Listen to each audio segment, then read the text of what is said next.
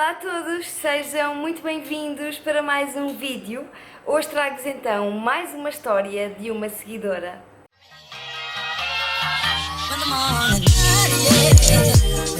Ok, malta, então nesta rubrica que nós temos aqui no canal, aqui o intuito é dar voz às vossas histórias, contar aquilo que for. É a vossa história, não tem que ser uma história com um final feliz ou com um final triste.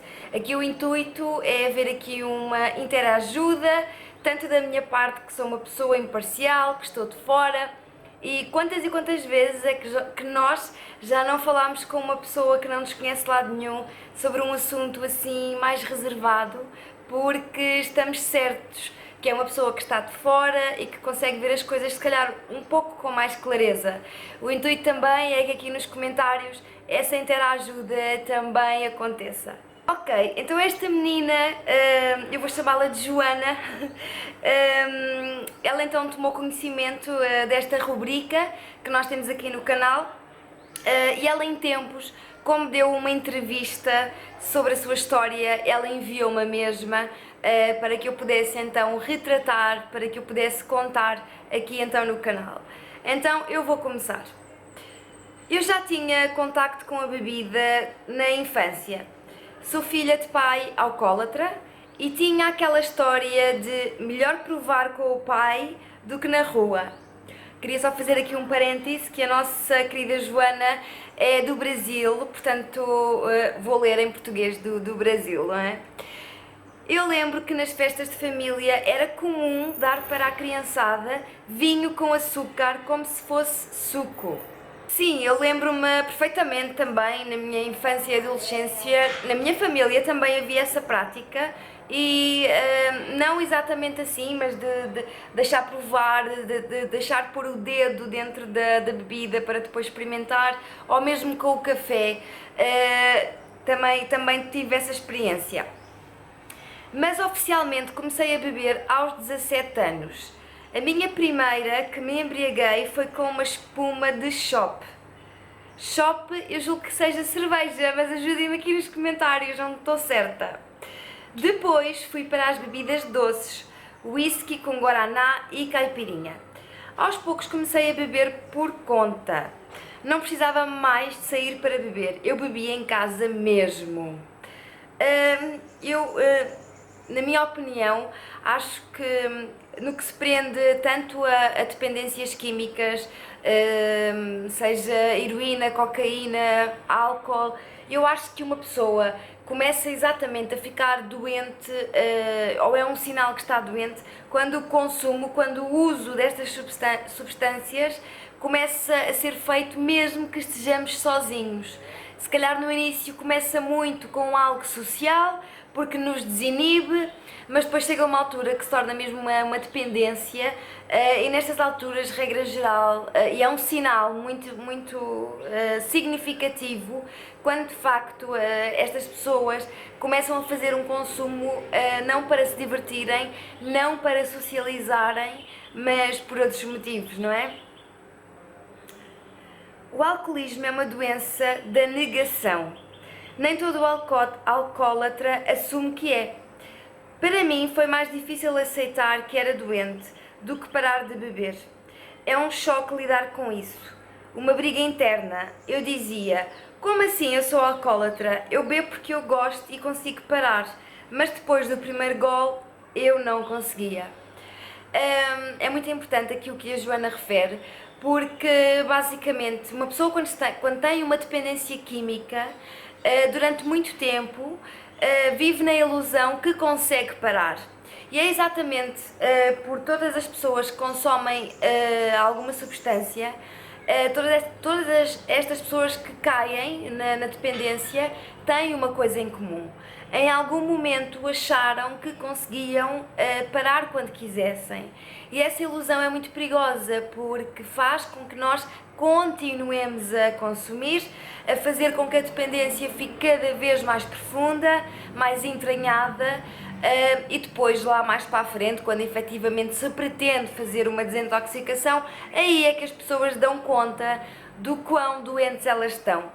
E há outra coisa também muito interessante que a Joana referiu, que eu também queria fazer aqui um parêntese, que é outra coisa que é muito importante, tendo em consideração isto que falámos, desta ilusão que podemos parar quando queremos. O primeiro passo, sem dúvida alguma, para que uma pessoa possa sair de uma dependência é admitir para ele próprio que está doente e ter a humildade suficiente para pedir ajuda, porque de facto é uma doença muito complicada, e as pessoas precisam de ajuda, precisam de tolerância e essencialmente as pessoas que estão à sua volta precisam de perceber uma coisa: toxicodependência, alcoolismo são doenças. Portanto, todo o cérebro fica programado para agir em função daquilo. Portanto, sair é muito difícil.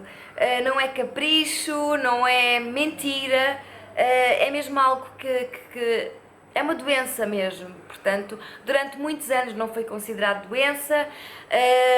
Há muitos anos as pessoas que tinham problemas com substâncias químicas eram vistos à margem da sociedade, pessoas que estavam naquilo porque queriam, mas com os vários estudos que houve a nível da ciência, chegou-se mesmo à conclusão que é uma doença. Portanto, as pessoas têm mesmo muita dificuldade em sair, portanto é preciso também entender isso. No meu pior momento, eu já acordava e tomava 2 latas de cerveja.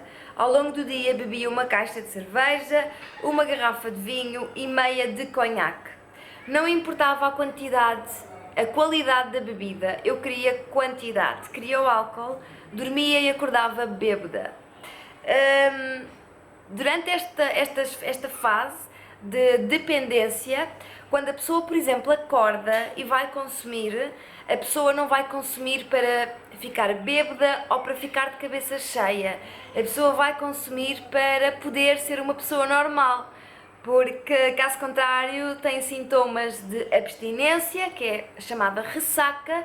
Portanto, a pessoa não consegue fazer nada, basicamente, não se consegue levantar, não consegue fazer nada. Portanto, nesta fase, quando a pessoa acorda, aquele consumo não é para encher a cabeça, é mesmo para que a pessoa se possa movimentar e que possa ser uma pessoa normal, digamos assim. Quando me separei do meu primeiro marido, já estava viciada. Foram 33 anos bebendo. 1 vez ou 2 vezes por ano eu dizia que ia parar. Parava por 3 meses, achava que estava curada e poderia voltar a beber moderadamente. Tomar apenas uma taça de vinho, mas bastava um gole e eu caía no descontrole de novo. Sonho de alcoólatra é saber beber, mas isso não acontece. Sim, precisamente por isso é que se costuma dizer que são doenças crónicas. Portanto, uma pessoa que tem um problema com uma substância química é algo que vai ter que saber lidar para o resto da vida. Lá está, é uma doença crónica. O cérebro de uma pessoa que está em recuperação é um cérebro modificado, alterado. Portanto, o cérebro já não vai reagir com normalidade a uma taça de vinho, ou seja, aquilo que for. O cérebro encara aquilo de outra forma, uma forma doentia. Portanto, é totalmente incongruente uma pessoa que está em recuperação tentar ter consumos esporádicos, porque é uma autêntica casca de banana, é uma cilada, é uma armadilha. Portanto, uma pessoa que está em recuperação tem mesmo que parar os seus consumos, definitivamente. Desde a infância eu tinha algumas crises depressivas, mas elas pioraram muito com o alcoolismo. Cheguei a tentar suicídio. Também já saí de casa, em meio de uma crise, bati o carro e fui a pé para a delegacia pedir ajuda, como se eu fosse a vítima. Falam que o cigarro e a maconha são a porta de entrada para drogas pesadas, mas não é verdade. O álcool é que é. Depois que comecei a beber, eu provava tudo o que me ofereciam. Só não injetei nada, mas cheguei a cheirar cocaína. Em 2012, eu comecei a tratar a depressão e parei de beber, porque tomava remédios psiquiátricos. Mas foi só parar a terapia que eu voltei. Eu lembro que o psiquiatra falava que eu tinha outra doença, o alcoolismo, mas eu não acreditava, não aceitava, tanto que deixei de fazer terapia. Bom, há algo aqui muito comum nas pessoas que estão em recuperação, que é tentarem sair daquela dependência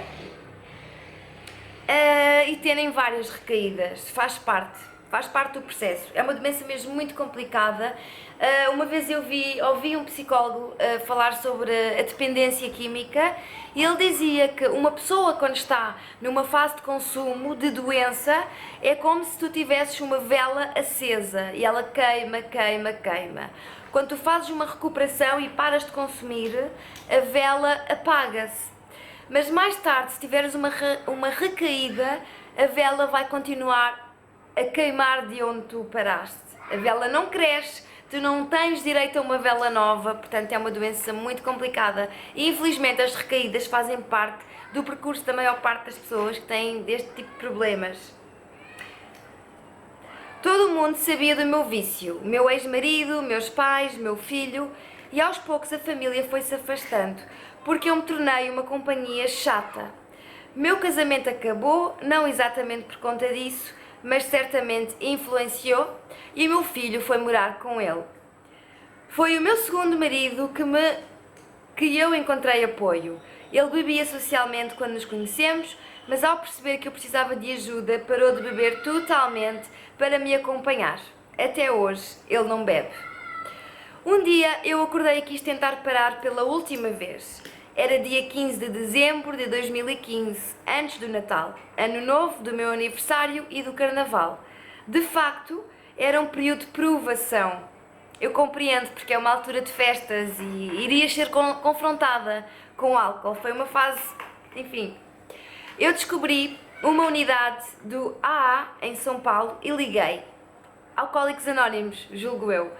Por telefone, eles já me deram apoio. Resolvi ir, ficava ao lado de um bar para onde eu ia muito. Lembro de ter chorado muito lá, mas também percebi que não estava sozinha. E contrariando tudo o que eu acreditava, alcoolismo não era uma coisa de pobre. Foi quando eu descobri que ricos e até famosos podem ter a doença. Só contei para o meu marido sobre os alcoólicos anónimos depois que fui a primeira vez. Ainda assim não queria parar logo de cara. Foram 14 dias para me desfazer das bebidas que tinha em casa. Eu e ele conversámos muito, mas eu precisei do meu tempo para dar esse passo. Não sei como consegui parar. Para quem tem fé, eu imagino que seja mais fácil. Mas eu não sou apegada a religião nenhuma. Minha mãe acendia vela para mim, fazia promessa, ajoelhava, nada adiantava, é claro. Eu precisava resolver por conta própria. Ficar sóbria é um desafio. Eu comemoro todo o mês a minha sobriedade. Saio para jantar. É uma luta diária. Tinha vezes que eu queria que o meu dia acabasse logo, só para eu contabilizar mais um dia de sobriedade. Bom, também queria fazer aqui um parêntese porque é muito comum pessoas que estão a seguir estes 12 passos, tanto Narcóticos Anónimos como Alcoólicos Anónimos, é festejado ao dia. Tanto que normalmente nestas associações eles até dão uma chapinha com o tempo que estás limpo. Portanto, há uma semana que eu não consumo, há um mês, há 5 anos e por aí vai. Já consigo ter vida social, antes ficava reclusa, porque eu não me sentia segura para recusar a bebida se me oferecessem. As próprias pessoas desconfiavam da minha sobriedade. Se eu ia para a cozinha e abria uma latinha de refrigerante, achavam que era cerveja. Foi preciso um tempo para eles entenderem que eu não largaria a sobriedade. Hoje convivo bem com gente bebendo ao meu redor. Vou em restaurantes e também barzinhos. Só prefiro não ter bebida em casa. Em dezembro eu completo 3 anos sem beber. Decidi estudar, estou cursando o 4º semestre de Administração de Empresas. Também não uso mais óculos escuros, porque quero ver todas as cores que não via quando estava bêbada. Fiquei muito sensibilizada com esta história da Joana, porque é um tema, é uma doença que afeta realmente muitas pessoas independentemente do seu estatuto, independentemente do percurso de vida que têm, da educação que têm. De facto, pessoas que tiveram uma educação espetacular, que tiveram amor vindo das suas famílias, ninguém está livre, porque a verdade é que muitas das vezes na fase da adolescência é uma fase muito complicada, que às vezes experimentar alguma coisa faz parte como um posicionamento de sentido de pertença. Aquela pessoa quer sentir que faz parte do grupo e então vai experimentar. Mas o que é facto é que isto pode cavalgar para uma doença, e de facto é uma doença muito, muito grave e muito profunda. É muito complicado uma pessoa largar esta dependência física, especialmente como este caso da Joana, porque chega uma altura que uma pessoa perde absolutamente tudo e a única coisa que tem é mesmo aquele consumo, porque parecendo que não, a pessoa quando consome isola-se da realidade, como se estivesse numa bolha, como se ali nada acontecesse. Portanto, acaba por ser uma doença que é muito destrutiva, a pessoa autodestrói-se.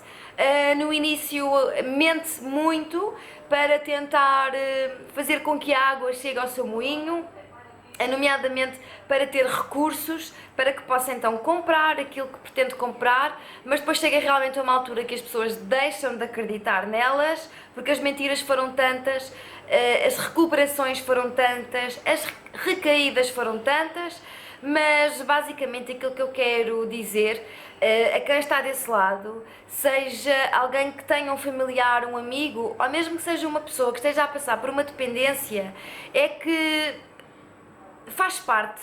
A verdade é essa, é raríssima a pessoa que entra numa recuperação e que se mantém recuperada para o resto da vida. A verdade é que é uma doença muito complexa e as recaídas infelizmente fazem parte, acontece com muita gente. É necessário de facto haver aqui uma articulação de meios, de sabedoria, seja de psiquiatra, de psicólogo, acupuntura, sei lá, desporto.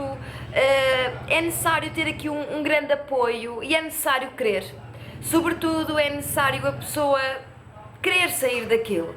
Agora, é bom que a pessoa queira sair antes de destruir muita coisa na sua vida, porque quanto mais a pessoa destrói aquilo que tem, menos vontade vai ter de sair, porque a pessoa depois não vai ter nada e a recuperação é muito complicada. Reconquistar novamente a confiança que a nossa família e amigos perdeu em nós é algo que custa muito, porque possivelmente já desiludimos essas pessoas anteriormente. Portanto, eventualmente fazer uma atualização, porque regra geral estas pessoas ficam completamente distanciadas, ostracizadas. É normal e é comum que estas pessoas tenham que fazer uma reciclagem a nível profissional para voltarem a ter uma integração na sociedade. Portanto, a recuperação é uma fase mesmo muito complicada. Portanto, é necessário querer muito, pensar que vocês não nasceram para estar nessa vida, não nasceram, não é para isso que vocês estão cá, independentemente de tudo mal que aconteceu na vossa vida. Muitas pessoas refugiam-se realmente na droga e no álcool para esquecer, porque a realidade é dura demais, mas vocês não nasceram para isso. Portanto, procurem ajuda, peçam ajuda, não tenham medo, e se tiverem alguém desse lado que tenha um caso destes perto, tomem consciência que é uma doença mesmo muito complicada. Eu costumo fazer uma analogia que é quase como se aquela pessoa tivesse sido enfeitiçada, sabem? A pessoa está enfeitiçada, é uma doença mesmo muito profunda, a pessoa vive muito frustrada porque chega à conclusão que está doente, mas sente que não consegue sair, que não tem forças, e é de facto muito desesperante. Portanto, não desistam dessas pessoas, apoiem-nas sempre, e existem imensos organismos do Estado. Eu vou deixar aqui na box de descrição os contactos do CAT, que é o organismo, pelo menos em Portugal, que trata casos de toxicodependência, seja que droga for, seja álcool, heroína, cocaína, enfim. Eu vou deixar aqui, e é de facto uma ajuda, as pessoas não têm que pagar nada, é o organismo do Estado que dá resposta a situações de dependência. Portanto, não fiquem constrangidos a pensar que precisam de dinheiro para recorrer à ajuda, não é necessário. Eu vou deixar aqui todos os links de Lisboa, Porto, também de alguns pontos do país. mas de facto não desistam de ficar bem e vocês também não desistam de ajudar quem está neste momento a passar por estas problemáticas. Queria dar aqui uma palavra à Joana e dizer que tenho muito orgulho em ti, Joana, porque de facto estás a ser muito forte e é mesmo isso, é um dia de cada vez, só por hoje, e eu acho que estás muito bem. Foca-te naquilo que estás a construir e lembra-te o quão bom é acordar sem sintomas de ressaca. Tu neste momento acordas e sentes-te bem, podes te sentir triste, podes te sentir deprimida, mas tu não precisas de nada para que o teu corpo funcione. Tu não mereces acordar e ter que beber whisky para o teu corpo funcionar. Portanto, agarra-te nisso, nas coisas boas que a vida tem e, mais uma vez, muitos parabéns pela tua recuperação e eu desejo do fundo do meu coração que te mantenhas sempre assim, curada e limpa. E é isso, malta, eu espero mesmo que vocês tenham gostado deste vídeo, eu vou esperar os vossos comentários. Qual é que é a vossa opinião? O que é que vocês acham sobre esta problemática que, ao fim e ao cabo, destrói famílias inteiras, toda a gente fica doente? O que é que vocês acham sobre isto? Ou se têm algum caso próximo? E que soluções, eu acho que também era interessante comentarem aqui, que soluções é que encontraram? Qual é que foi a estratégia? Que tipo de cura? Acho que isso também pode ajudar, ou nomes de clínicas, enfim, aquilo que vocês queiram partilhar aqui nos comentários, eu vou ficar muito agradecida. Um beijo grande e até ao próximo vídeo. Mua!